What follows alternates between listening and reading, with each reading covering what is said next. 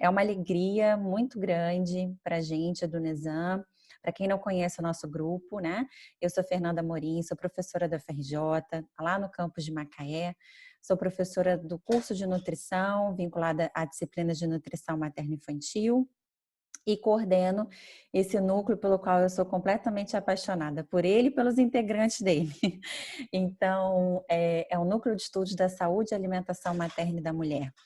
É um núcleo onde a gente vem trabalhando e se esforçando por trazer uma linha de atenção integral à saúde da mulher, e a gente vai aprendendo todos os dias um pouco, e que envolve muito do que a Fabiane vai trazer para a gente hoje. É uma alegria, Fabiane, muito grande ter você aqui falando desse tema em pleno agosto dourado, né? A gente fez um tema um pouquinho mais amplo, mas falar de maternidade e trazer essas questões de direito, nós que estamos aí constantemente falando das questões de igualdade, da importância, né, de caminharmos. E quem não conhece a professora Fabiane, ela é professora do curso de Direito da UF, ali do nosso lado, aquele que é nosso irmão, que a gente divide o campus, aqui em Macaé. É uma amiga querida que topou estar aqui conosco hoje, dentro da sua agenda aí super cheia. Fabiane, muito obrigada. E para quem não segue a Fabiane nas redes sociais, eu já vou deixar aqui o merchan para poder seguirem ela lá. Ela tem feito um trabalho muito bacana de palestras, mas também de lives, convidando profissionais. Eu já tive a honra de estar conversando com ela por lá. E com essa linha, eu acho que ela... Vou pedir, Fabi, se você pode depois falar um pouquinho desse seu trabalho nas redes sociais, mas fazendo muito essa linha da atenção integral da mulher como um todo, né? Eu já vi vários temas muito interessantes. Tá lindo. Muito interessantes, e trazendo essa visão, associando a linha do direito com as outras áreas da nossa vida, né, enquanto mulheres. Então, Fabi, seja muito bem-vinda ao nosso painel, nosso segundo painel virtual, esse mundo virtual que a gente está aprendendo, tendo que se reinventar para estarmos juntos, mesmo pela tela do computador. Daqui a pouco, tá bom? Só um minuto.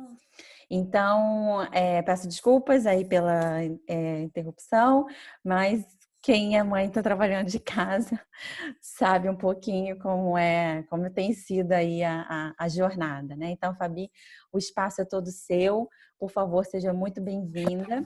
Obrigada, querida. Olha, enquanto você estava falando, já teve mãe umas 2 vezes, então também vou pedir desculpas já de antemão se alguém escutar aqui no online, porque isso, mamãe home office, não é algo tão fácil, né? E vou também estar na torcida para que essa internet se mantenha estável, porque num dia chuvoso eu já senti que a internet já não está assim 100%, né?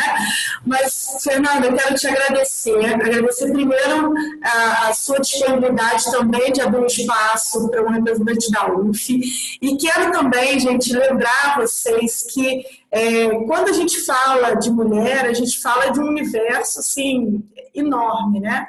E hoje essa temática que envolve a amamentação, ela vai envolver também a sensibilidade da gente olhar essa mulher como um ser que tem uma proteção de direitos específicas, e por isso é importante a gente sempre esclarecer a respeito disso. Mas no final eu falo um pouquinho mais sobre as outras proteções e o que a gente vem trazendo aí ao longo das redes sociais. Bem, enfim, eu sou a professora Fabiane Manhães, né? Eu leciono na UF desde 2013, mas já leciono para cursos de direitos já desde 2005, 15 anos já lecionando. Leciono direito constitucional, efetividade dos direitos sociais. Então, a minha linha de estudo principal são os direitos sociais, incluindo aí a saúde. Então, quando a Fernanda me chamou para falar um pouco sobre os direitos envolvendo a amamentação, eu fiquei muito feliz, já que toda a temática que envolve o SUS, que envolve a saúde, é uma temática que me interessa muito. Mas vamos começar, gente, lembrando que quando a gente fala de direito, a gente fala de uma proteção que ela é diversificada em vários níveis de competências, seja legislativo estadual, municipal, federal. E aí, no ramo do direito, quando a gente começa a olhar para o direito que a gente chama, que esse grupo de normas, a gente chama de ordenamento jurídico. Esse ordenamento jurídico, ele tem como regra uma hierarquia, né? Uma hierarquia de normas. E quando a gente vai falar de uma proteção jurídica, a gente precisa lembrar que hierarquia é essa. Então, no direito, a gente estuda lá no início do curso, um doutrinador muito importante que estabeleceu, que é o Kelsen, uma pirâmide, em que ele coloca que, olha, qualquer que seja a norma, ela precisa estar sendo, tendo como parâmetro de regulação, de proteção, a Constituição Federal. A norma mais alta do país tem que ser a Constituição Federal. Então, no topo dessa pirâmide, nós temos a proteção constitucional. E é nisso que eu vou focar o meu tema de hoje, né? Eu vou falar um pouco desses vários níveis de proteção com vocês. Uma proteção que é constitucional, uma proteção que é internacional, uma proteção que é legislativa abaixo da Constituição e também de portarias aí do Ministério da Saúde, tá? Então, quando a gente fala em Constituição Federal, e aí, pessoal, assim, eu tento todas as minhas palestras, mesmo que seja com um público específico de direito, não usar juridiquês, porque eu acho que quando a gente fala em latim, quando a gente usa muito juridiquês, a gente exclui do conhecimento. Então, por favor, se alguém ficar com algum tipo de dúvida, se eu estiver explicando qualquer coisa que realmente não chegou ao conhecimento de vocês, por favor, coloquem no chat e a gente vai retomar aqui depois a explicação, tá bom? Então, vejam só, quando a gente fala em proteção constitucional, a gente lembra que a Constituição de 88 ela foi extremamente inovadora. Ela nos trouxe uma proteção que ela envolve uma proteção com um rol de direitos enorme, né? Estabelecendo uma proteção em virtude de um direito com um bloco de direitos que a gente chama de individuais, que seria a primeira gama de direitos mais importantes desse cidadão, por exemplo, a vida. E depois também existe uma outra bloco de proteção, que a gente chama de segunda dimensão de direitos, que são os chamados direitos sociais, né? Direitos, sejam fundamentais individuais, sejam coletivos, sejam direitos sociais, na Constituição ele tem um fator importante, que é evitar desigualdade. No mínimo, ele busca reduzir desigualdades. Então, quando ele traz um texto constitucional a saúde, ele traz a saúde como um direito importantíssimo, porque ele caracteriza como um direito social. E traz uma seção específica. Quando a gente trata sobre seguridade social, a gente fala de previdência, a gente fala de assistência, que é aos desamparados, e falamos de saúde, lá no artigo 196. E aí diz claramente que a saúde é dever do Estado e direito de todos. Se é dever do Estado e direito de todos, e que a gente precisa ter sempre um acesso que é de caráter universal, a gente precisa entender que a amamentação ela está dentro de um critério que envolve saúde e, portanto, inegociável e inquestionável. Então, a gente precisa, sim, ter meios de entendimento jurídico para que a gente busque ao Estado essa efetivação de uma amamentação saudável, de uma orientação para uma amamentação saudável, dos bancos necessários de leite, e é sobre isso que a gente vai conversar aqui. Além disso, pessoal, o próprio texto da Constituição, ele trouxe um avanço. Ele traz também o direito à amamentação para filhos de presidiários, né? Então, nós trazemos aí uma proteção extra que não existia anteriormente e que nos traz aí uma segurança para que essas crianças, até 6 meses, consigam ser amamentadas e ficarem, então, junto às suas mães. Essas crianças não podem pagar um preço, né, de suas mães estarem encarceradas e, portanto, existe essa proteção. Mas, para frente, a gente vai ver que existe uma regulamentação que a Lei de Execuções Penais também fala sobre esse caso das presidiárias, né? Por fim, a proteção constitucional, ela amplia quando ela fala da criança. Então, também tem uma seção especial que envolve a criança, quando falamos de família, no texto da Constituição. E lá no artigo 227, se determina também que essa saúde, ela é, sim, imposta pela família, pela sociedade sendo dever, então, de todos esses entes. Então, assim, quando a gente olha para a atuação do Estado, a gente olha para a atuação da sociedade, quando a gente olha para a atuação da família, a gente tem que lembrar que eles possuem um dever para com essa criança. E essa criança tem o direito, não apenas à sua saúde integral, ela tem direito à preservação de sua vida, ela tem direito à sua alimentação, e aí a gente inclui a questão da amamentação.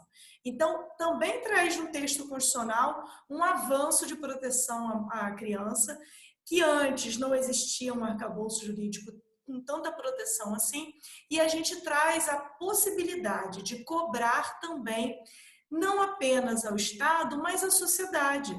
Porque, vejam, nós temos um grande problema na nossa sociedade, que é destinar sempre a obrigação para um ente que está fora de nós, que é esse Estado. Que, pelo contrário, nós somos parte desse Estado, fazemos parte dessa sociedade, não é isso? O Estado, ele tem lá seus poderes, dividido em executivo, legislativo e judiciário, com suas atribuições específicas. Quando a gente escolhe um representante para o executivo, quando a gente escolhe um representante para o legislativo, nós não estamos lavando as nossas mãos. Nós temos o dever, enquanto cidadãos, de continuar participando dessa vida política. O grande problema é que a gente não tem educação para a cidadania no país a esse ponto. Porque se a gente tivesse, a gente estaria lá cobrando efetivamente, lá na ponta, aquilo que a gente quer enquanto efetivação de direitos, que já tem previsto na Carta Constitucional. Então, se a gente começasse só a cobrar para efetivar aquilo que a gente já tem de direito, já estaria aí de bom tamanho, né? Além da proteção constitucional, a gente tem a proteção internacional. São várias as convenções, eu separei aqui duas para falar com vocês, que eu acho assim, mais importantes. A proteção internacional, ela, no ordenamento brasileiro, ela tem uma característica importante. Então, existe uma alteração do texto da Constituição Federal do artigo 5º, que diz que todo tratado internacional que entra no ordenamento jurídico, ou seja, nesse grupo de normas do Estado, e que tem a característica de direitos humanos, passaria, então, neste momento, desde 2005, a ter uma característica de status constitucional. Caramba, professora, então você está falando que é como se eu estivesse alterando o texto da Constituição. Sim, só que essas convenções, e a gente só tem uma nesse caso que entrou com o status constitucional, que é referente a deficientes, que é a mais atual, nós temos uma proteção ainda internacional que tem, no ordenamento jurídico interno, um tratamento como se fosse qualquer outra lei federal, uma proteção de lei ordinária federal. Mas não deixa de ser muito importante e passível de cobrança, porque lei existe para isso, né, gente? A lei não está aí para não ser cumprida. A gente que acha que pode ficar dando aquela burlada na lei. Mas a lei está aí para ser cumprida e tem as cobranças em virtude dessa lei. Não está sendo cumprida, né? Então, de sede internacional, o que nós temos? Nós temos a Convenção sobre a Eliminação de Todas as Formas de Discriminação contra a Mulher, né? Vejam, de 79. Então, ela impõe a esses estados a assistência apropriada à mulher antes, durante e após o parto. E vejam, desde 79, dizendo que teria, sim, uma importância em relação a essa nutrição condizente e estimula a questão do aleitamento. Então, não é algo novo. O que a gente está fazendo aqui não é trazer uma conscientização que precisa ser feita porque temos um problema social que é recente. Não, nós precisamos sim ampliar essa conscientização de algo que já existe previsão já de muito tempo, porque se reconhece a importância disso, né? Uma outra convenção importante também é a Convenção sobre os Direitos da Criança, da ONU, que determina o reconhecimento dessa saúde para a criança em relação à redução de mortalidade infantil, de desnutrição, em virtude desse reconhecimento da importância que nós temos sobre o pré-natal, mas também se fala do pós-natal, sempre nesse reconhecimento das condições básicas de nutrição das nossas crianças e garantindo um um esclarecimento importante para a sociedade a respeito das vantagens da amamentação. Então, quando a gente tem um grupo como o NESAM, a gente está trazendo aqui uma oportunidade de um projeto da universidade levar à sociedade uma conscientização, atendendo aquilo que a própria legislação pede para toda a sociedade. É efetivar uma conscientização e um direito na qual essa mulher vai poder trazer uma redução de mortalidade infantil, uma diminuição de desnutrição, já que os índices ainda são muito altos. Vejam, é claro que fora a proteção constitucional, fora a proteção internacional, a gente tem muita coisa prevista. Eu falo rápido, tá, gente? Então, se tiver alguém perdido, por favor. Lei infraconstitucional. O que seria uma lei infraconstitucional? Olha o que eu falei no início para vocês. Lá no topo da pirâmide existe o texto da Constituição Federal. Abaixo, nós temos as leis infraconstitucionais federais. Essas normas federais, e a Constituição diz quem é que pode legislar sobre o quê? Sobre turismo, sobre consumo, fala se é o Estado, se é a União, se é o município, se são questões locais. Existem lá os textos da Constituição especificando sobre as questões de competência. E aqui, no nosso caso, a gente tem uma proteção que tem normas federais importantes. Essas normas federais trazem uma proteção, voltam a regulamentar muito do que a gente já conversou aqui do texto da Constituição. Mas ela amplia. Amplia porque lá, amigos, quando a gente fala da proteção constitucional, a gente fala de algo mais amplo, né? Fala de uma proteção à saúde. Então, como que na prática, qual que vai ser o caminho que a gente vai efetivar esse direito previsto na Constituição? Quem diz isso é a lei infraconstitucional. Então, vamos começar a falar, então, um pouco dessas leis infraconstitucionais. Primeiro, a lei de execuções penais, né? A lei de execuções penais, elas nos traz aquela regulamentação a respeito das mulheres serem possíveis estarem com os seus filhos, né, amamentando, tendo em vista que essas mulheres presas precisam garantir a amamentação dos seus filhos. Até quanto tempo que é garantido, então, a amamentação para as crianças? 6 meses. Ah, professora, mas é muito cruel, né? Porque o ideal seria a gente ampliar esse tempo, né? Mas, infelizmente, a legislação brasileira apenas garante a amamentação e berçário, né, também, a essa mulher presa durante os primeiros 6 meses de vida do bebê. Além disso, é claro que a gente precisa começar a pensar que esse berçário, amigos, tem que ser um local adequado, salubre para uma criança. E o que a gente vê, segundo as várias imagens que estão aí na rede, para quem quiser ver, nós não temos essas condições adequadas, efetivas para essas crianças. Então, além da gente dizer que existe sim essa proteção à amamentação, a gente diz que deveria existir sim uma proteção à amamentação adequada. Então, muitos são os presídios ainda com falta de infraestrutura para garantir essa amamentação adequada. E aí muitas mulheres acabam desistindo e deixando com que a criança interrompa a amamentação e faça com que ela esteja, então, destinada à família que vai cuidar, o pai, a avó, que vai cuidar dessa criança, e ela para de amamentar, né? Muitas vezes isso acontece. Agora, vamos pensar nas grandes dúvidas que envolvem trabalho e amamentação.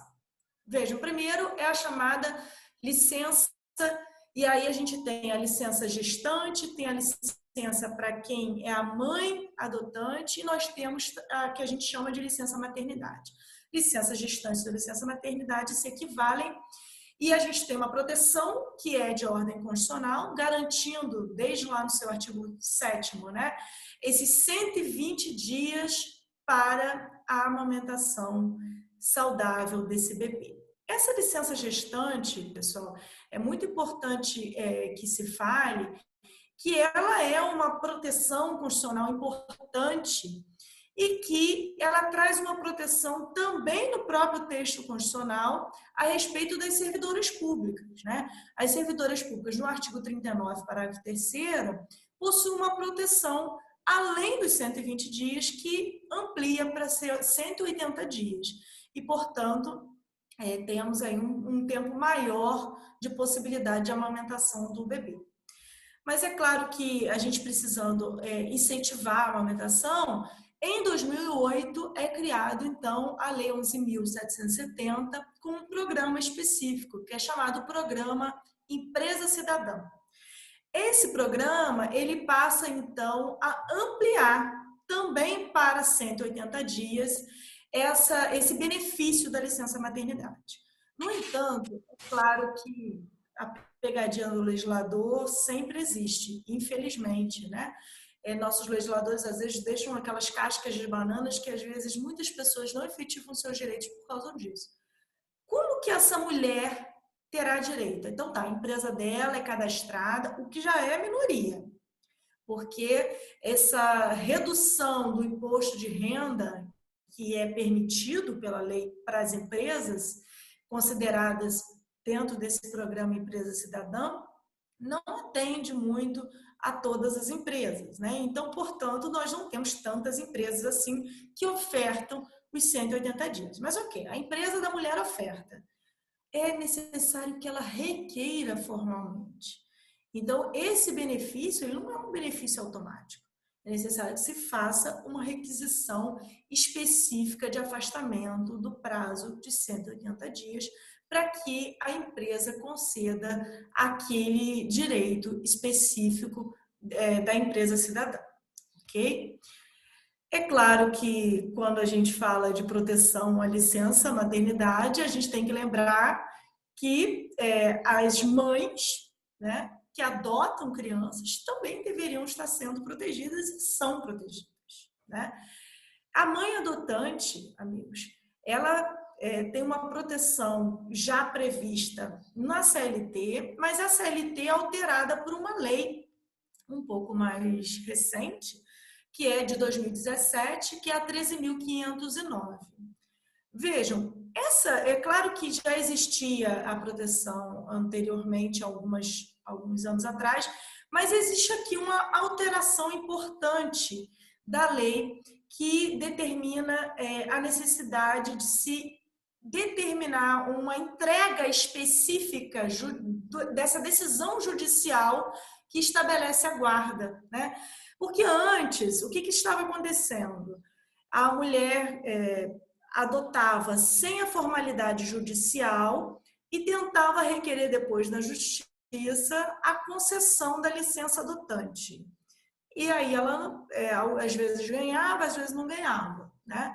E aí já existe uma pacificação após a edição dessa norma 13.509 de que é necessário sim a entrega de apresentação desse termo judicial. Então, a partir da edição dessa lei, acaba-se a confusão e a gente tem aí, então, a entrega como um requisito essencial para a concessão da licença a essa mãe adotante. Mas e se a mãe morre no parto, por exemplo? Ou se a mãe morre no gozo do benefício da licença maternidade, né? É assegurado ao pai, ao cônjuge, e aqui companheiro, inclusive, se é aquele que não tem a formalidade do casamento, mas também vem sendo concedido aos homossexuais, aos companheiros homossexuais, né? Todos os homoafetivos e eu tenho, inclusive, 2 casais de amigos que têm 2 homens e 2 mulheres, né, casais que têm filhos adotados e com concessão adequada. Então, vejam, essa concessão em virtude de morte, ela também é gerada para companheiro, né? E seja companheiro oriundo de casamento, no caso assegurado por casamento, seja por uma união estável, seja por companheiro de ordem homoafetiva, ok? E quanto tempo? Quanto tempo a mais esse companheiro, esse cônjuge recebe? Recebe por todo o período da licença maternidade ou quanto restar. Se a mãe morreu no parto, infelizmente, nós teremos a concessão por todo o período de licença, né? Mas, professora, por que você está falando de licença se o nosso tema é amamentação? Porque tem tudo a ver para a garantia de uma amamentação saudável. Se a mulher tem que voltar ao trabalho, se a mulher não tem a garantia dessa licença, com certeza essa amamentação não vai ter uma garantia de que ela sobreviva. Né? Por isso é tão importante a gente falar da licença maternidade. Qual é o valor, né? De forma bem breve, né? A mulher tem direito ao salário integral e se esse salário é variável, faz-se uma média, então, dos 6 últimos recebimentos dessa mulher. Tem um tema que é muito importante, que é a respeito da atividade insalubre de trabalho da mulher. Até bem pouco tempo atrás, existia uma norma que determinava que essa mulher deveria, então, ser afastada do seu trabalho por ter uma característica de ser insalubre, apenas se tivesse um atestado médico que dissesse para ela que ela não poderia trabalhar porque a gravidez dela não poderia estar diante daquelas substâncias tais ou daquele local tais porque tinha determinado tipo de condição insalubre. No entanto, o Supremo Tribunal Federal, em julgamento de uma ação direta de inconstitucionalidade, a professora está falando muito juridiquês, explica o que é isso. Então, o Supremo Tribunal Federal tem como função a guarda do texto da Constituição Federal. E com isso, ele tem uma ação específica, que é a ação direta de inconstitucionalidade, que alguns legitimados, algumas pessoas podem ajuizar questionando que essa lei não está de acordo com o texto da Constituição. E essa lei anterior, então, que alterava a CLT, que obrigava o atestado médico, ele foi objeto de julgamento e, portanto, atualmente não é mais exigido o atestado médico. Como que fica atualmente? Hoje, atividades consideradas insalubres em grau máximo, toda gestação, a mulher fica afastada. E vejam, é garantido o valor integral do rendimento, inclusive desse adicional de insalubridade. As atividades que envolvem grau médio e grau mínimo, durante também todo o período da gestação, é possível o afastamento. Ah, professora, mas e no caso da lactação? Vejam, qualquer que seja o grau, durante a lactação, se a mulher está diante de um local que já tem, claro, perícia que indica que é um local insalubre, ela tem direito a ser afastada. Então, é um tema que é importante ser falado, porque ainda vem gente insistindo, patrão, né, empregador, exigindo atestado médico e não é mais necessário, ok? Ok, mas e se essa atividade que é considerada insalubre e eu, por exemplo, não tenho possibilidade de garantir um local adequado para essa mulher, né? Como que eu faço? Assim? Bem, se não tem possibilidade de afastamento, vai ser necessário, então, afastamento do local insalubre, né? Vai ser necessário que essa empresa, então, considere, reconheça perante o INSS que se trata, então, de uma natureza de situação de risco para essa mulher e, portanto, essa mulher já começa a receber salário maternidade. Essa é a atual previsão. Então, vejam, é um avanço da nossa legislação na proteção das mulheres que trabalham em locais insalubres e que até bem pouco tempo atrás não existia. Ok, voltando para a nossa questão que envolve a amamentação, agora para esse local de amamentação. É garantido também pela CLT, né, pela Consolidação das Leis Trabalhistas, um estabelecimento que tenha mais de 30 mulheres com mais de 16 anos, um local para amamentar. Mas não é qualquer local, pessoal. Esse local, o artigo 400, ele já fala claramente que é necessário um local que tenha berçário, que tenha uma pequena saleta para a mulher amamentar, que tenha uma pequena cozinha, que ela possa preparar um determinado tipo de alimento e que tenha instalação sanitária. Então, não é aquele banquinho do corredor que a mulher possa amamentar, né? Isso é importante a gente dizer que existe regulamentação específica. Tá, mas e se não estão cumpridos? Tem que denunciar ao Ministério do Trabalho. Descanso para amamentar. Tudo bem, eu tenho lá minha jornada, né, de 8 horas. Quanto tempo que eu tenho para amamentar? Eu tenho direito a 2 descansos de meia hora. 2 descansos de meia hora para amamentar. Agora vejam, quanto tempo? Assim, eu trabalho 4 horas e posso descansar meia hora? Toda essa negociação, pessoal, durante esses 6 meses de amamentação garantida da criança, é necessário uma negociação individual com o empregador. A gente entende que essa lei, quando mantém esse acordo individual, infelizmente, ele ainda não mantém um pé de igualdade, né? Infelizmente, ele acaba fazendo com que essa mulher que está negociando com o empregador, que tem essa força pós-período de estabilidade de demiti-la, né? Ela acaba ficando acanhada e aceita qualquer tipo de negociação. Mas é importante que a gente entenda que cobrar uma alteração legislativa que já fixe alternativas para essa mulher, pelo menos, talvez seria algo mais fácil, né? Mais adequado. Além da proteção, eu já estou caminhando para o final, tá? Eu sei que eu já estou estourando no meu tempo aqui. Além da proteção legislativa de ordem do trabalho, a gente tem a proteção que envolve, por exemplo, o ECA, né? O Estatuto da Criança e do Adolescente.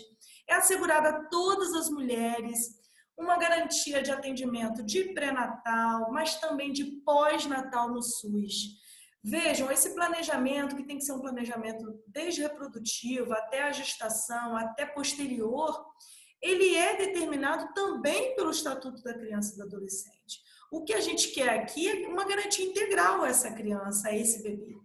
E ele assegura também a essas mães de filhos recém-nascidos, né, uma garantia de uma atenção hospitalar, de instrução, né, de grupos de amamentação. Então, é necessário que se cumpra a lei. É necessário que o Estatuto da Criança e do Adolescente, que tem uma proteção específica a esse menor, seja cumprido também na característica de manutenção desses serviços de incentivo à amamentação. Além disso, pessoal, acompanhar esse processo de amamentação específico quanto à técnica, né, quanto à permanência na unidade, aquele velho oferecimento, mas ele não pegou o peito, a criança não está pegando o peito direito, né? Está chorando porque não está tendo um leite suficiente, vamos dar aqui um complemento, né? Todas essas questões que, infelizmente, a gente vê aí nos hospitais, acaba infringindo também o Estatuto da Criança e do Adolescente, porque não existe um treinamento de equipe adequado. Então, é importante que a gente cobre, tá? Além disso, então, nós falamos que existem normas no topo da pirâmide, que são as mais importantes do país, da Constituição Federal. Falamos que nós temos normas da legislação infraconstitucional federal. Nós temos portarias que estão abaixo das leis, que são chamadas normas secundárias, que devem respeito, claro, às leis e à Constituição Federal. Temos várias referentes à atenção básica, né? As estratégias que voltadas à saúde da família. São várias. Mas eu acho que é importante a gente fixar nessas diretrizes que traz referentes ao recém-nascido. Faltou uma separação aí. Essa diretriz da Organização para Atendimento Integrado, de um atendimento humanizado a esse recém-nascido, ele tem uma portaria de 2013, né? E é importante, então, já previsto pelo Ministério da Saúde, que se estimule o aleitamento materno. É claro que existem as exceções, né, de HIV e o HTLV positivo, mas o bebê estando bem, um tônus normal, respiração normal, ok, vamos estimular o aleitamento materno. Por fim, pessoal, vamos pensar, como nós estamos no estado do Rio, apesar dessa seminário vai ficar gravado no YouTube, eu trouxe aqui apenas a legislação do estado do Rio, e aí uma legislação importante, muito recente, que é de novembro de 2019, que é uma lei que é 8624, né? Ela altera essa lei de 2001, que traz o Programa Estadual de Proteção e Incentivo ao Aleitamento Materno. Essa norma, ela ampliou, né, algumas regulamentações, mas ela trouxe um traço bem característico e importante que a gente precisa falar, que é uma proteção também a nível estadual de promoção a esse aleitamento. Então, além da gente ter um incentivo federal, um incentivo pelo Ministério da Saúde, a gente também tem um programa específico do Estado. E aí ele tem ali uma determinação na lei que seria o chamado aleitamento materno padrão ouro, que é essa amamentação exclusiva até os 6 meses de idade. Então, esse incentivo também ele é trazido pela lei do Estado do Rio de Janeiro, né? Para fechar, só quero trazer para vocês, para a gente abrir para perguntas, para a gente conversar, trocar, porque eu acho que é muito mais fácil assim a gente trocar conhecimento. Teve uma decisão muito recente, há 1 semana, 2 semanas no máximo atrás, que eu até compartilhei aí um post no Instagram a respeito de uma inconstitucionalidade que foi julgada no Supremo Tribunal Federal. Vejam, existia já uma demanda dos grupos que envolvem a proteção dos direitos das mulheres a respeito da incidência da Previdência no salário maternidade. O que acabava acontecendo, gente? Olha, toda vez que a mulher está concorrendo a uma vaga de emprego com um homem, o empregador vai pensar 2 vezes sempre em admitir esta mulher, porque ele vai ter sempre um custo a mais. Porque ainda vinha se incidindo uma contribuição previdenciária a cargo desse empregador para esse salário maternidade. Então, o salário maternidade pago pelo INSS, mas o empregador pagava, sim, essa incidência previdenciária do salário maternidade. E isso não acontece com o homem. Então, a mulher já é taxada como improdutiva porque para o período para sua gestação. Ela é taxada como caro de ser contratada porque ela tem incidências tributárias maiores do que o homem. Então, é claro, a gente vai continuar tendo desigualdades no mundo do trabalho diante dessa ausência de proteção igualitária. Então, é uma decisão importante que foi feita nesse recurso extraordinário 576967, a partir de uma ação movida lá no Paraná, aí, 4 de agosto, recente, né? 4 de agosto, o STF, então, concluiu esse julgamento e entendeu ser inconstitucional a incidência dessa contribuição previdenciária. E foi, então, fixado que seria inconstitucional essa incidência a cargo do empregador. Então, não pode mais cobrar a incidência previdenciária. Só para fechar, Fernanda, quero dividir com vocês lá, como você me provocou, a atuação lá que eu venho trazendo no Instagram. Nessa pandemia, né, a gente teve a oportunidade de fazer muitas reflexões. Eu acho que a gente sempre tenta, enquanto professor, se reinventar, porque a gente gosta de gente, né? A gente gosta de trocas. Só que nessa pandemia, deu aquelas 2 primeiras semanas, você fala assim, meu Deus, e agora, né? Acabou março. Como que eu vou fazer troca com as pessoas? Como que a gente vai interagir? Como a gente vai continuar fazendo aquilo que a gente sabe fazer, que é conscientizar pessoas, trazer normas, discutir cidadania? E aí eu resolvi reformular meu Instagram com uma vertente, principalmente de encorajamento das mulheres, trazendo debates que envolvem os direitos das mulheres, trazendo debates que envolvem a família, que envolvem a maternidade, que envolvem o aleitamento, né? Então, fica também nesse meu perfil um tratamento específico do direito trazido sobre as temáticas envolvendo o direito do futuro. O que é isso? temáticas na qual o direito não pode estar estanque lá na década de sei lá quando se pensou o curso de direito, né? A gente precisa se renovar, mas tem me trazido muita satisfação a gente chegar na ponta de mulheres trazendo, seja falas em relação à violência doméstica, a abusos N no mundo do trabalho, que são constantemente verificados, mas principalmente conscientizando de que nós temos já uma proteção legislativa importante de proteção a essa mulher e que precisa chegar na ponta de conscientização de que se ela não lutar, a gente não consegue efetivar. Mas para fechar, é importante, gente, que a gente entenda que quando a gente está protegendo qualquer grupo vulnerável, e aí eu coloco essa mulher como um grupo vulnerável, porque ainda existe desigualdade na prática essa mulher, a gente está entendendo como uma luta que é uma luta da sociedade, não é uma luta desse grupo vulnerável.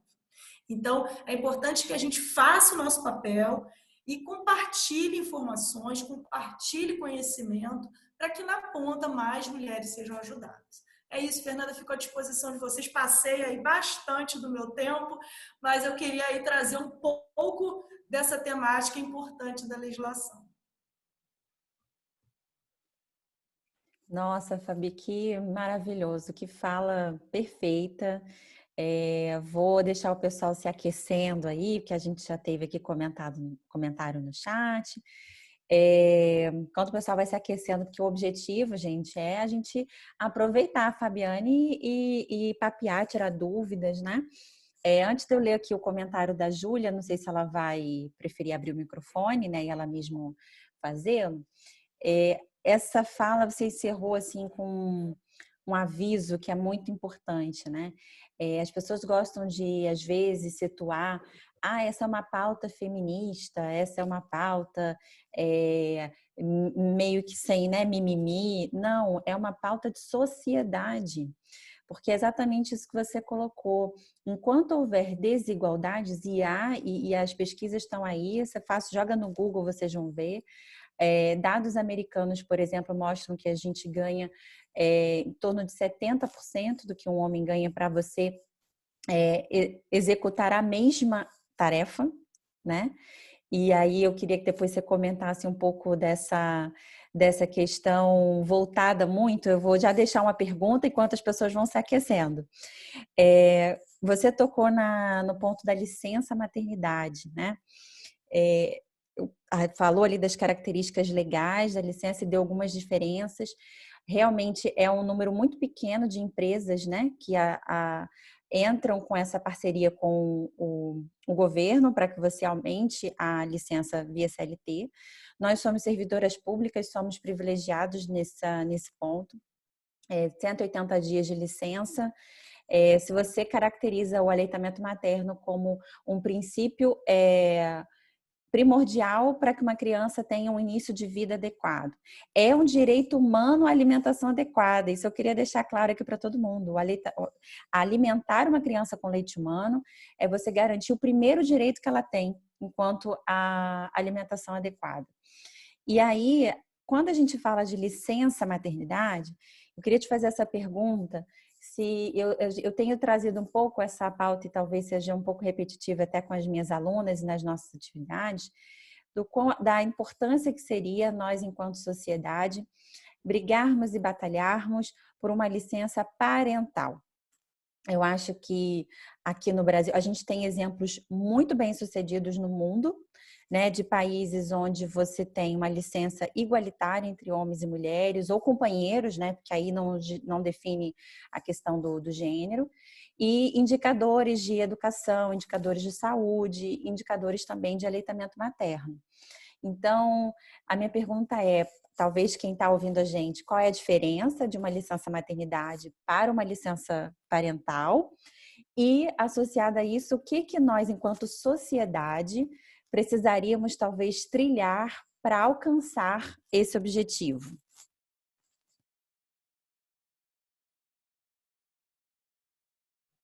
Não estava aberta. Eu tenho mania sempre de fechar. Quando a gente fala de igualdade, a gente tem que lembrar que se a gente não der as oportunidades para que essa igualdade ocorra, né, a gente não vai conseguir efetivamente nada. Então, se você considerar um pai que vai ficar, algumas empresas ainda ampliam, deixam lá 20 dias, né, antecipam umas férias, não é isso? Mas vejam, um bebê de um mês é um bebê de um mês, né? Eu me lembro você me falando, imediatamente me veio a imagem do meu marido, o primeiro dia que ele saiu, quando ele foi trabalhar, quando eu estava com meu filho bebê, o primeiro. E eu não tive a licença maternidade de servidora pública, porque eu ainda não era servidora pública. Então, me bateu aquele desespero, assim, olha que minha mãe estava, tipo assim, mas como assim, né? Eu já vou ficar sozinha, né? Então, quando a gente pensa em igualdade, em distribuir tarefas, em possibilitar que esse homem exerça essa paternidade, que a gente tanto luta por uma paternidade responsável e adequada, a gente fala sim de tentar reivindicar um aumento da paternidade. A gente verifica também que em vários outros países que o período é maior, né, a licença paternidade, a figura desse pai muda no relacionamento com o filho, né? Mudam as responsabilidades dentro de casa, né? Muda um contexto social dessa paternidade. Então, a gente ainda vive num modelo que é um modelo patriarcal, né? Aquele antigo, em que o homem sai para trabalhar e a mulher que fica em casa, e a mulher começa nesse momento, não nesse momento, né, gente, mas já de uns anos para cá, cada vez mais se estruturando e estando no mercado de trabalho, mas na prática ela acaba tendo que colocar ali na balança um malabarismo maluco, porque ela não tem um pé de igualdade de tratamento legislativo com o homem, né? Então é claro que a gente precisa lutar muito, lutar muito. Eu vi uma pergunta no chat que eu acho que eu já queria responder, que é a respeito das mulheres que não são empregadas. Sim, quando a pessoa recolhe o INSS, seja como MEI, né, seja como diarista, não tem problema. Ela vai ter concessão da sua licença maternidade, sim. Mas é isso, né? Esses 4 meses são cruéis. Eu não sei. Você teve licença de servidora pública? Já era servidora? Eu já era servidora, aí, e assim, a gente ainda tem, é importante a gente, eu falo isso em aula, é importante a gente ter consciência do nosso privilégio, porque além da minha licença de 180 dias, eu engravidei, tinha férias, né? Então, o que que eu fiz? Acumulei as férias. Então, a gente tem 45 dias por período de férias. Eu fiquei, na verdade, 9 meses com o Oh, Pedro. maravilha! Né? Então, assim, é uma realidade, e justamente quando a gente tem a consciência do privilégio da realidade que a gente tem, isso me dói muito ao ver que as outras mulheres com um filho, às vezes com 3 meses e pouquinho, já tem que deixar com alguém para cuidar. E é o que você falou. Fernanda, com 3 meses e meio, meu filho estava na creche. Que Não tinha dor, né? jeito. Exatamente. E Não aí, tinha realmente, jeito. você falar de Eu estava, amamentação. nessa época, dando aula, né, em várias faculdades, aí até pedi demissão de uma, fiquei só com 2 na época, e é isso, vai sair do mercado? Não tem condição, A gente não tem que pode sair. lembrar que muitas mulheres hoje no Brasil são chefes de família. Então, é complicadíssimo. E aí até a Júlia, eu acho que ela vai abrir o microfone para falar, que ela fala das mulheres que são empreendedoras, que são aí sem esse vínculo CLT, né, ou não são servidoras. Júlia, você quer abrir seu microfone para falar? Oi, bom dia. Bom Não, dia. acho que ela já meio que respondeu aí Respondeu? quando ela comentou, mas é exatamente sobre isso. As pessoas as mulheres que não têm vinculação, né, com a CLT, que não têm essa proteção, como ficaria, né, nesse caso? São mulheres empreendedoras, hoje em dia a gente vê muito isso, e como é que ficaria? E aí, Júlia, sabe o que a gente mais tem que prestar atenção? Em orientar, e é um outro nicho também lá no meu Instagram, né? Para quem quiser seguir, Fabiane, com 2 N's manhãs, que é o incentivo desse empreendedorismo feminino. E é mostrar para essa mulher que ela precisa organizar esse seu empreendimento, né? Não dá para achar que só fazendo bolo e vendendo bastante, fazendo seu próprio dinheiro, ela vai estar segura posteriormente para um salário maternidade, para uma pensão por morte, né? Então, é necessário que a gente, enquanto professor de direito, inclusive, eu me sinto muito responsável para chegar lá na ponta esse tipo de informação, né? Então, essa mulher, ela precisa regulamentar a sua estrutura de empreendimento, ela precisa saber sobre gestão, a possibilidade de fazer reserva financeira. Nesse momento, Fernanda, de pandemia, quantas mulheres estão perdidas, né? Perdidas porque são empreendedoras femininas e aí não tinham reserva, porque é isso, né? São chefes de família e que a gente, enquanto servidora, muitas vezes a gente não faz reserva e tem um salário fixo. Imagina uma empreendedora feminina chefe de família, não é isso? Então, é claro que é uma realidade muito mais cruel, que a gente precisa ter uma claridade e chegar na ponta esse tipo de conhecimento para auxiliar. Então, eu costumo dizer que quando a gente orienta e também incentiva empreendedoras a comprar das empreendedoras e não do grande empresário, né? A gente está possibilitando que famílias existam adequadamente, né? Que a alimentação chegue nessas famílias. Então, eu acho que é importante a gente falar sobre isso. A gente precisa valorizar o pequeno, né? Então, são as escolhas que a gente faz, e isso é uma escolha enquanto de uma visão para melhorar a sociedade como um todo. Não é aqui demonizar ou apontar o dedo para as grandes marcas. Elas são importantes, elas também empregam muitas pessoas.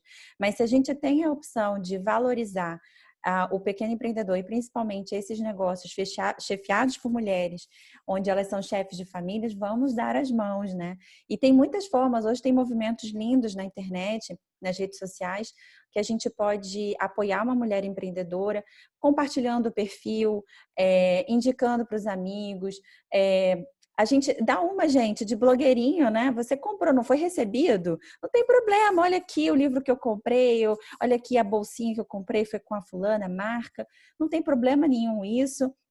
E a gente vai estar ajudando. Tem que lembrar que as grandes empresas gastam bilhões de dólares todos os anos com marketing, né? Que chegam a gente de diversas formas. E essas pessoas que são pequenas não têm essa condição. Então, o marketing é o famoso boca a boca e hoje em dia rede a rede. Então, se a gente puder compartilhar nas nossas, isso já ajuda bastante. Fabi, Agora, sabe o que eu quero? Eu vi aí uma comentária de uma aluna, eu vou falar um pouquinho dessa licença para aluna. Enquanto coordenadora, 7 anos do direito, sabe? Eu sempre me vi numa sinuca assim, muito grande de apoiar essas meninas que precisavam de licença maternidade e depois precisavam trazer as crianças. E a gente não tem um local adequado, né? Então, assim, nós temos uma coisa que foi aprovada no ano passado também, uma lei estadual que determina um espaço adequado nas instituições de ensino superior, não chamam de creche, eles chamam de um espaço multifuncional adequado. Então, se você topar, vamos encampar uma ideia para assim que a gente voltar a criar na cidade universitária esse espaço, não só para garantia a essas mulheres gestantes, mas também para uma futura amamentação, inclusive para a criança, que é o que é a garantia legal, garantia para que as crianças fiquem enquanto as meninas estão em aula. Você já tem a assinatura, onde é que eu boto?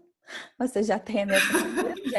Eu ia iniciar nesse ano, porque foi no final do ano, foi em setembro do ano passado essa legislação. Essa era uma pergunta que eu tinha aqui para você, ó, porque quando você mostra no seu slide a lei que fala que 30 mulheres, espaço com 30 mulheres, precisa ter um local para amamentar e que seja um local adequado, né, com condições adequadas, eu ia te perguntar justamente isso, como fica no serviço público, por exemplo, o nosso ali na instituição, que tem as servidoras, tem também os terceirizados e tem as alunas, né?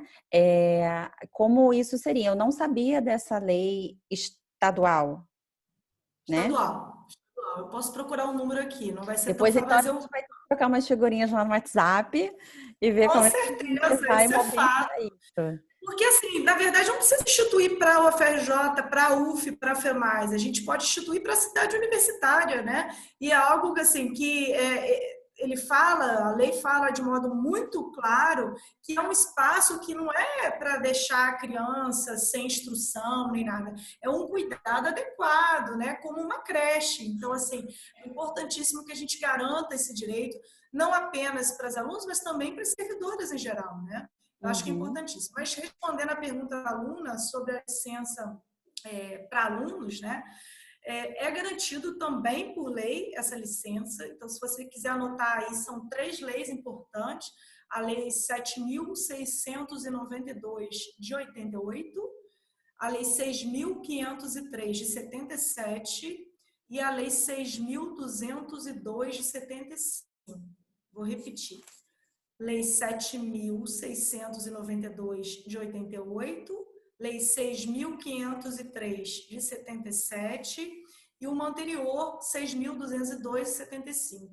Todas elas se complementam e falam da licença do mesmo período de 4 meses de afastamento para as alunas.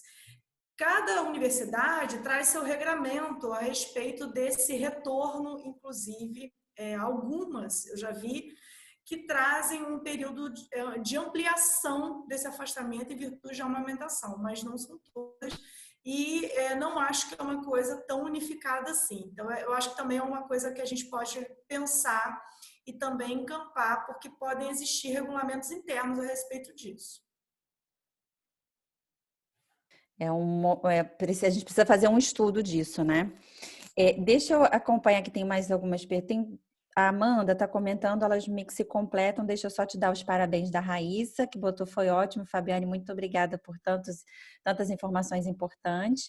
E a Amanda é aluna do nosso núcleo e é mãe da Antônia e militante pelo Banco de Leite Humano. Então, já vou te dizer de onde ela é para você entender a pergunta. A gente sabe que em Macaé tem a sociedade civil, o grupo de mulheres é muito atuante, né? E eu sempre gosto de dizer, a mulherada daquela cidade é empoderada. E elas estão aí já há alguns anos, eu acho que 3 anos, a Amanda pode me corrigir, batalhando pelo banco de leite da cidade, um movimento chamado Amor Líquido. Quem quiser, que não conhecer, que está aí ouvindo a gente tem página no Facebook e no Instagram. E ela está colocando, ela gostaria de saber sobre o banco de leite humano como direito da mulher.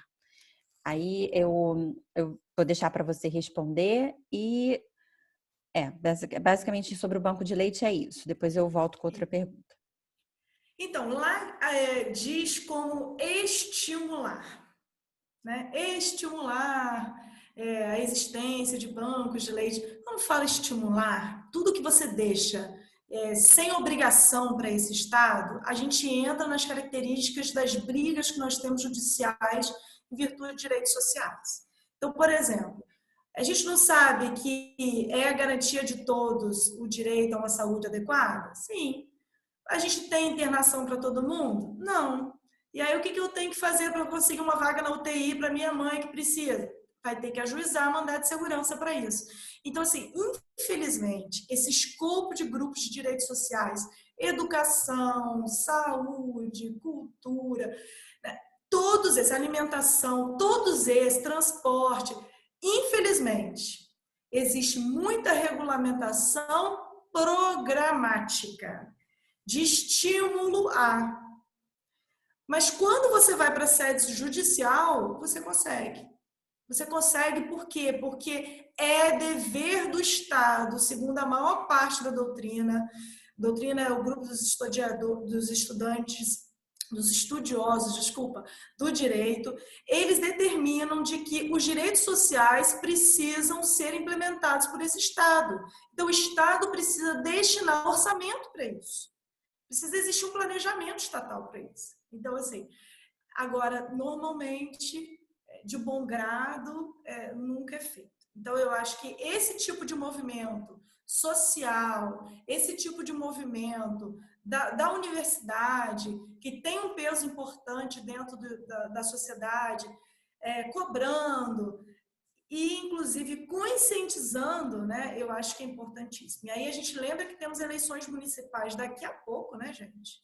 E por isso a gente precisa lembrar que é importantíssimo olhar as pautas dessas pessoas, olhar as pautas dos vereadores, os candidatos a vereadores, candidatos a prefeitos, exatamente para saber se existe, sim, uma preocupação com a efetivação de direitos sociais.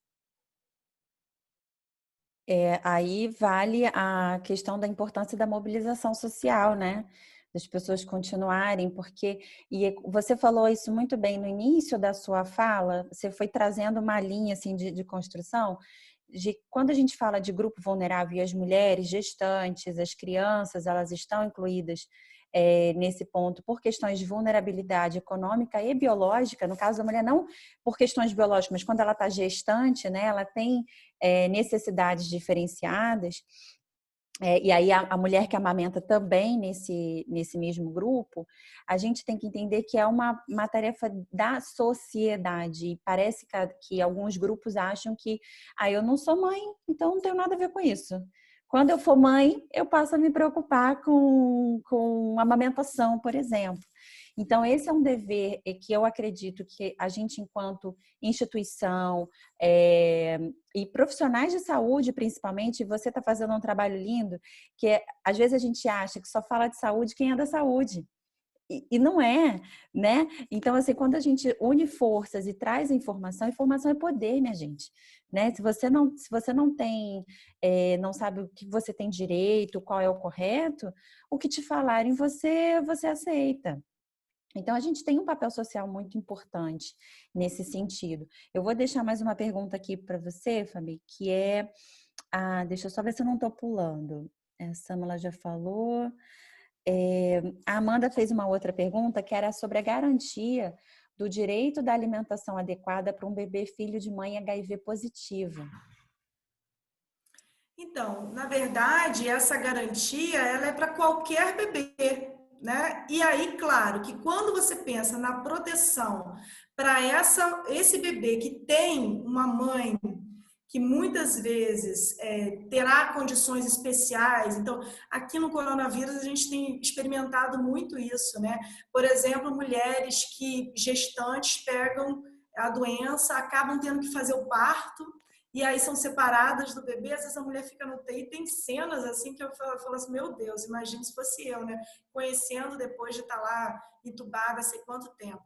O Estado precisa garantir a todas as crianças, em qualquer que sejam as circunstâncias, esse aleitamento. Por isso é tão importante o banco de leite. É tão importante. O grande problema é que a gente ainda tem muito pouco. Eu não tenho esses dados, Fernanda. Número de bancos de leite?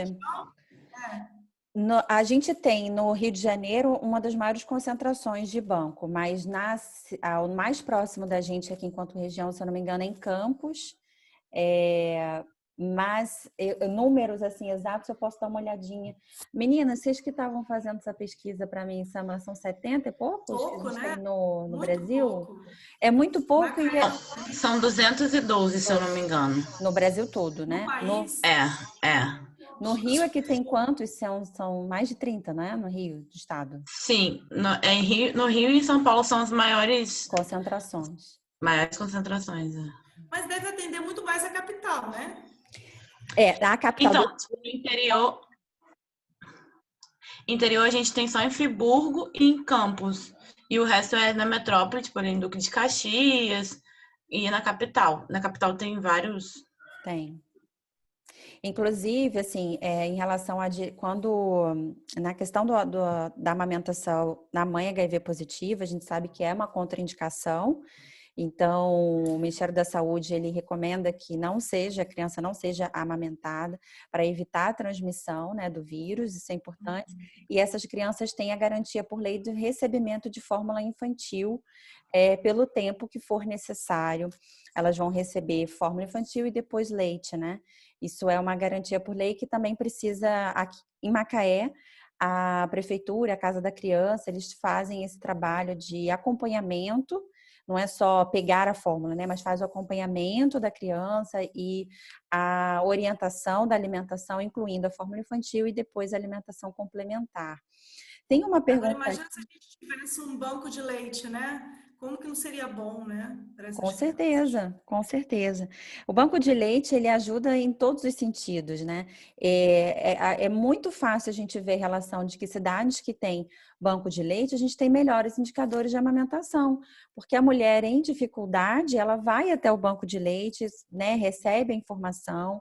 Embora os municípios, a gente também tem que bater palmas e valorizar os serviços de saúde do município de Macaé, do município de Rio das Ostras, por exemplo, que vou falar desses que são os que a gente tem mais contato pelos estágios, tá? Não estou falando que são melhores do que outros, porque eu não conheço. Né, que fica gravado, né? Senão depois as pessoas vão falar que eu estou comparando. Mas são municípios onde a equipe de saúde, elas promovem ambulatórios de amamentação. Então, em Macaé, tem um ambulatório que funciona semanalmente, por livre demanda, não precisa agendar, é só ir e ela vai receber todo o acompanhamento, informação. Em Rio das Ostras, da mesma forma.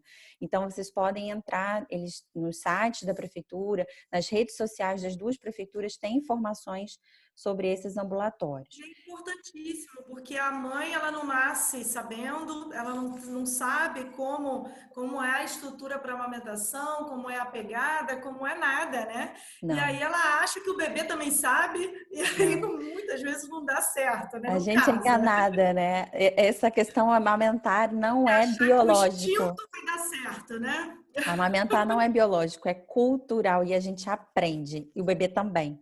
Tem uma pergunta da Natália sobre casais Deixa eu só me homoafetivos. corrigir aqui rapidinho, Fernanda. Hum. São 212 bancos de leite um ano e 213 postos de coleta no Brasil inteiro. Só que, só complementar uma coisa. Eu vi que tem uma diretriz sobre cidades que têm UTI neonatal terem um banco de leite para alimentar essas UTIs, né? Aqui em Macaé a gente tem 4 UTIs neonatal e a gente não tem nenhum banco de leite. A senhora, tipo, aconselharia a gente entrar com uma ação no Ministério Público? Eu acho que a melhor coisa é fazer uma recomendação ao Ministério Público, o Ministério Público faz um ajustamento de conduta com o município. Porque, assim, você ajuizar uma demanda em face do município, talvez você feche um canal de diálogo, né, muitas vezes. Então, eu acho que quando você vai ao Ministério Público, existe uma promotoria específica, que é de direitos difusos e coletivos, né, que trata de todas as questões que são interesses coletivos.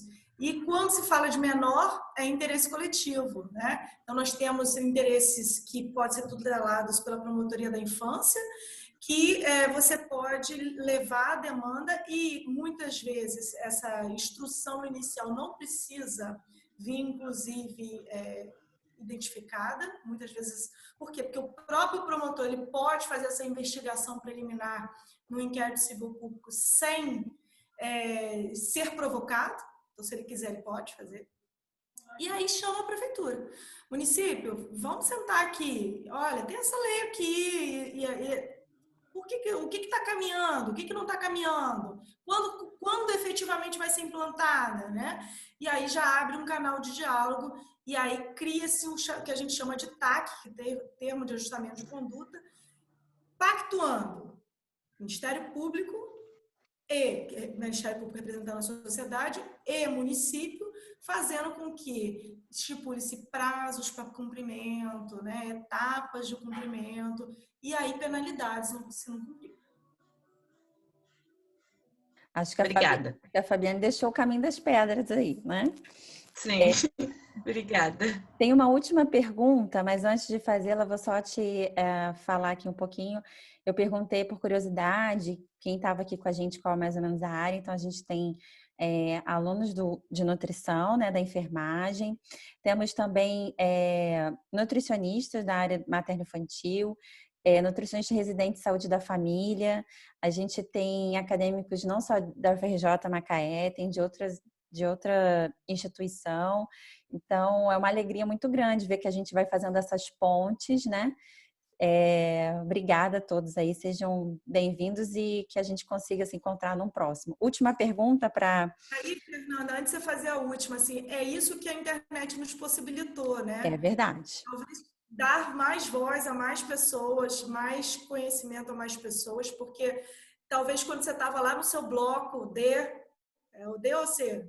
Lá é C, B, né? B e C, assim. Agora que vai Você chegar o estava D. lá no seu bloco C, fazendo um evento que eu ia achar maneiríssimo de estar participando, não é isso? Não fiquei sabendo enquanto estava no bloco A do lado, pertinho, né?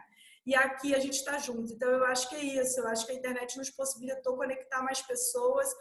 E eu acho, sinceramente, que eu espero que os projetos de extensão façam esse movimento, mesmo que a gente volte para uma aula presencial, continuem ainda fazendo eventos também virtuais, possibilitando que o conhecimento se alastre, né?